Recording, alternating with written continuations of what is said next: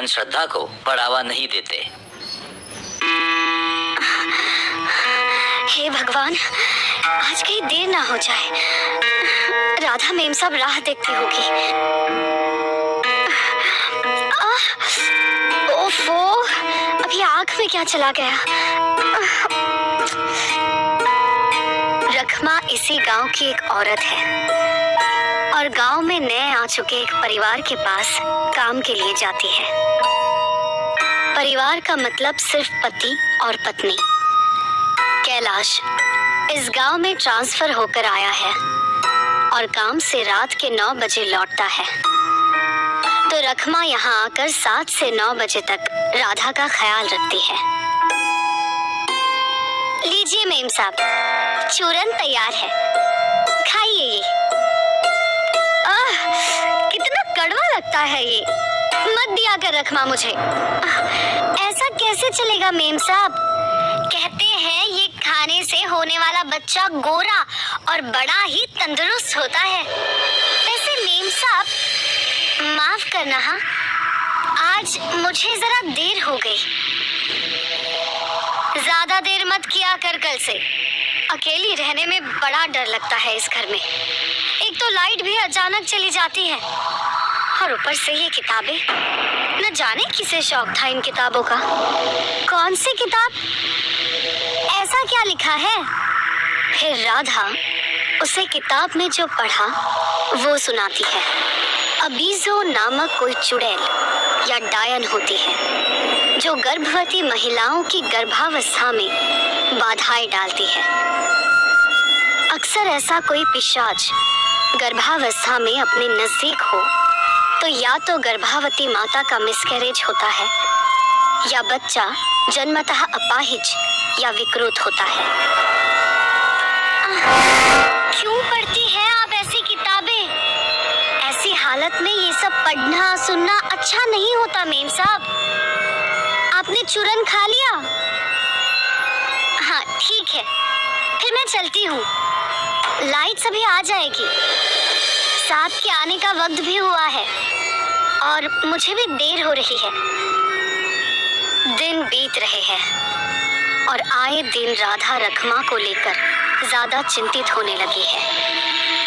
रखमा का कभी ना डरना, चूरन देते वक्त उसके चेहरे पर आने वाली चमक, अंधेरे में भी उसका बेझिझक बिना गिरे घूम पाना, राधा ने प्यार से दिया हुआ चूरन खाने से मना करना, ये सब राधा के मन में संदेह पैदा कर रहा है। राधा सोचती है कि पति से कहकर रखमा को बदल देगी या उसे निकाल देगी। सुनिए ना, उस रखमा को हम निकाल क्यों नहीं देते? मुझे बड़ा डर लगता है उससे। परसों मैंने जो किताब पढ़ी ना, उसमें दिए हुए डायन के लक्षण और वो रखमा का बर्ताव मुझे बिल्कुल एक जैसा ही लगता है। आप जल्दी कुछ कीजिए ना, मेरे बच्चे को खतरा नहीं होना चाहिए कुछ। देखो मैं ये सब बातों में नहीं मानता। तुम चाहो तो उससे साफ साफ बात कर लो, पूछो उससे जो भी तुम्हें पूछना है। ऐसे ही काम करने वाली औरतें कहाँ आसानी से मिलती है। आप सच ही कह रहे हो। बस कल मैं दूध का दूध और पानी का पानी करके रहूंगी। और जैसा राधा ने सोचा था उसने वही किया। रखमा को सामने बिठाकर राधा उस पर काफी सारे इल्जाम लगा चुकी थी। रखमा वो सारे इल्जाम मानने से मना कर रही थी, पर राधा रखमा के जवाबों से बिल्कुल भी संतुष्ट नहीं थी। मेम साहब, आप सोचती हो वैसा कुछ नहीं है। मैं भला आपका बुरा क्यों चाहूंगी? मुझे क्या मिलेगा आपको दुख देकर? मैं भी तो माँ बनने वाली हूँ। फिर आपसे मेरी क्या दुश्मनी होगी मेम साहब? दुश्मनी? मैं जान चुकी हूँ तुम कौन हो। तुम वही वो किताब वाली डायन हो जो मेरे जैसी गर्भवती महिलाओं का और उनके नन्हे बच्चों का बुरा चाहती हो। नहीं नहीं मेम मेम साहब, ये क्या कह रही हैं आप? अब मैं ऐसी नहीं हूँ। ये समझाने के लिए क्या करूँ मैं, आप ही बताइए। खुद को निष्पाप दिखाना चाहती हो? हाँ, मुझे अच्छी तरह पता है। वो कड़वा चूरन देकर तू मेरे बच्चे को मारना चाहती है, और अगर तुझे इतना ही शौक है ना अपनी बेगुनाही साबित करने का, तो ठीक है, ये ले, खा ले। आज मेरे सामने ये चूरन खा ले। ठीक है, लाइए वो चूरन, मैं दिखाती हूँ खाकर।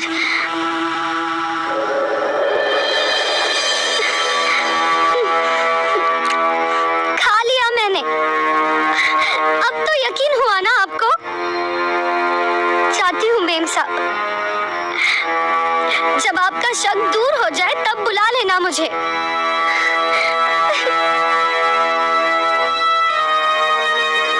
आज 5 दिन हो गए इस झगड़े को, और रखमा बीमार थी। रखमा का मिसकैरेज हो चुका था। बेचारी फिर भी कहीं जा रही थी।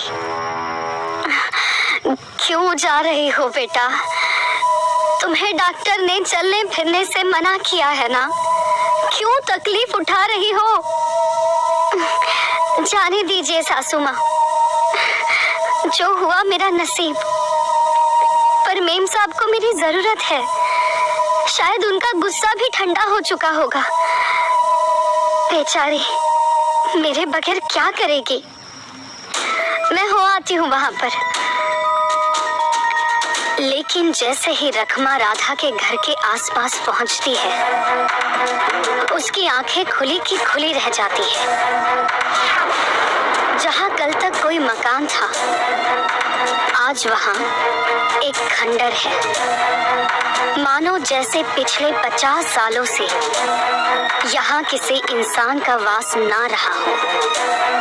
रखमा को राधा की वो किताब वाली बात याद आती है। रखमा डर के मारे पलटकर तेजी से गांव की तरफ बढ़ती है, और तभी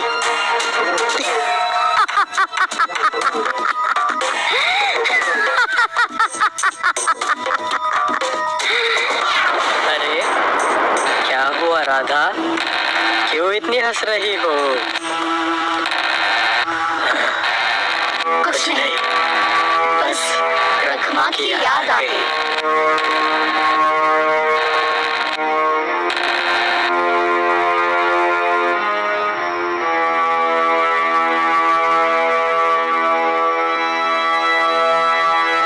सुनिए, क्या आप हमारे यहाँ काम कर सकती हैं?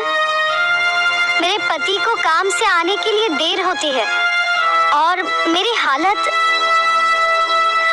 हमारा घर गांव से जरा ही बाहर है।